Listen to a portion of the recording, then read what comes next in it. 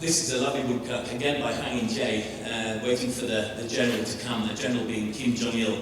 And this looks, from initial start, a rather sort of frightening scene, dressed up in red. Red, of course, being the colour of the revolution.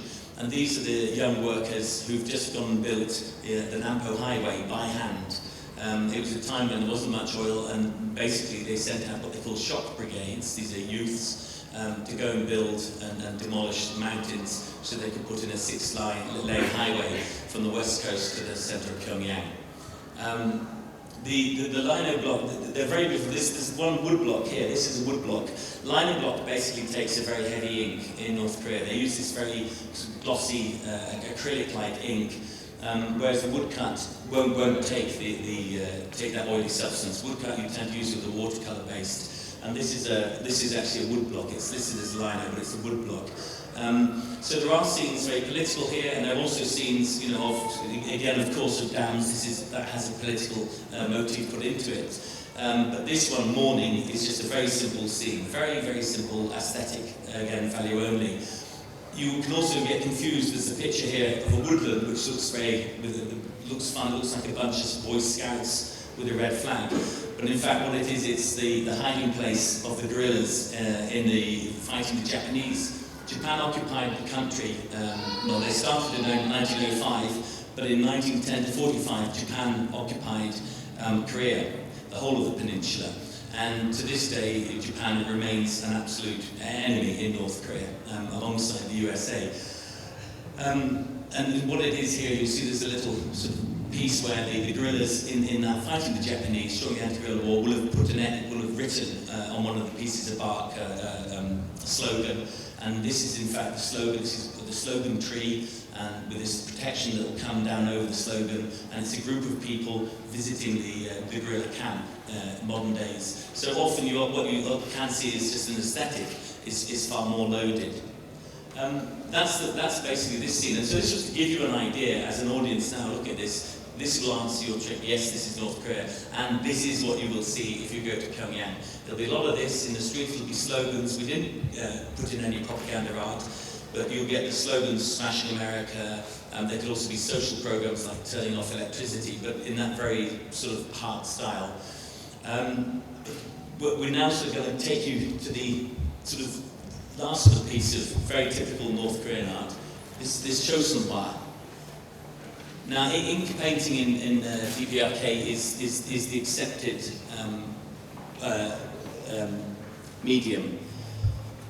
It's what they excel at. Their oil painting, much as though we've got very good examples of oil paintings here, isn't sort of totally renowned in North Korea, and the people who are given the most precedent are the ink painters.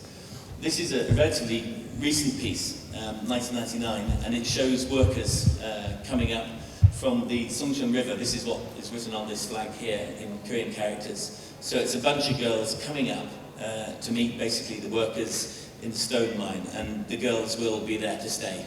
So it's quite an interesting piece. When you look at art like this, I'm making, as we said, we make documentaries. This is very much like treating a subject with a digital camera. Everything is in focus. I mean, admittedly the mountain is in the background, but even on the mountain, you can pick up individual elements right through to the foreground to the flowers. And this is sort of how North Koreans sort of tend to work with their socialist realism. So you get this very, very glorifying worker. Very, very rarely you get an individual confronting you. You often get, they'll be looking aside. Chinese art used to be far more sort of the propaganda art, would be sort of focusing on individuals. This art, everyone's looking away into a sort of the distant horizon. So the girls have arrived, and it looks a really joyful scene. I'm sure you could paint that in a very, very different way. The truth of actually having to leave home and set up jobs, and then also to meet a new man and get married and set up a whole system is a very, very tricky thing to do, I'd imagine. So this is basically what we were left with.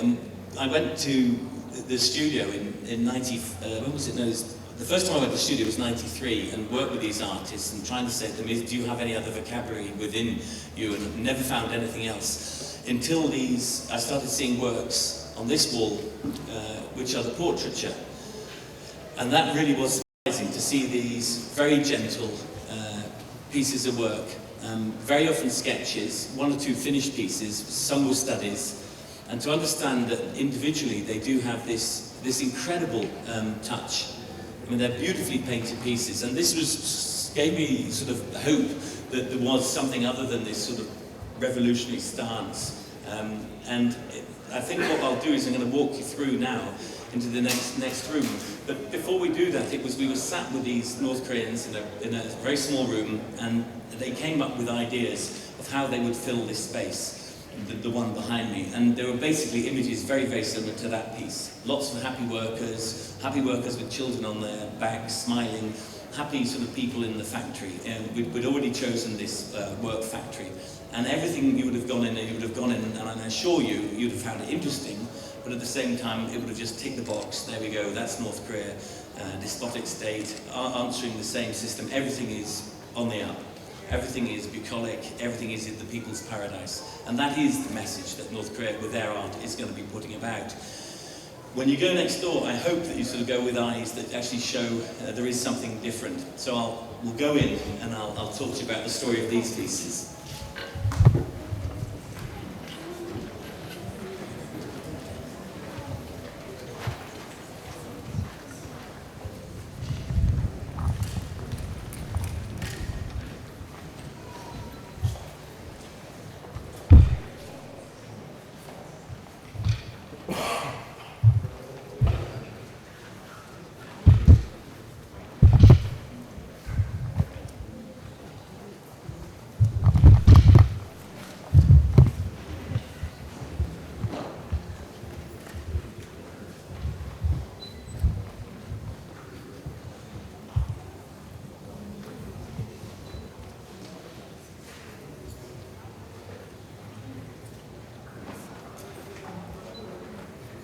Okay, on the back walls are basically preliminary sketches. The artists went in November and January 2009 to make sketches of this work site, and the ones on that wall just show basically work, both some is in studio work and some is in situ work.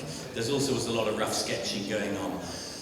And so they gave us some ideas of what sort of imagery, but again, what happens is when North Korea is told to then take that to the next stage, you find that the actual realism, what I call realism, the actual passion of the people, is turned again into imagery like you've seen in the other rooms. So these lovely little sketches on these back walls of actually a real situation of how people are feeling at that time as the work is going on is in a way bastardized and turned into this, you know, the perfect person, if you like. And we sat with these, and they came, as I was saying, the Koreans came with these sketches, and I sat there in January in a freezing cold room with all of us sort of in jackets and hats going through this art and just saying this isn't right, and at the point of giving in, they kept on bringing more glorious pictures, and I sketched and I was trying to show them, now I'm looking at this, and you can't say to them, I don't want, you know, I want more realistic people, because to them that is realistic. Realistic is that heroic worker. And so the word that and then I was going to use the word truthful, but of course that would just insult them. I mean, if you say more truthful, that is them, that is a truthful representation as they see it. So the word that in fact we came out with was humble. We'd like to see, you know, the humble worker. And then a guy went away, and I just thought, oh, we've really done it now, we've insulted him, that's it. Pat my bags, and I'll fill in those sort of gaps for the APT. And he came back with, and he brought out from his pocket a photograph, and it was actually the photograph which this piece is based on. This is one piece that is based on the photograph. The rest are free drawn from sketch. And it hit the spot immediately, and I said, that is exactly what we're after. It's something where Koreans can be proud of their work. I knew they had to have that to get, all this work has to be passed out through North Korea officialdom. It doesn't just say, you know, they finish a piece and send it. It takes a good week to get that through the system. And so this guy behind me was by Hyok, who is one of the most wonderful men you could ever hope to meet. And I'll take you now through the story of these 5. Are you all right? Anybody falling asleep?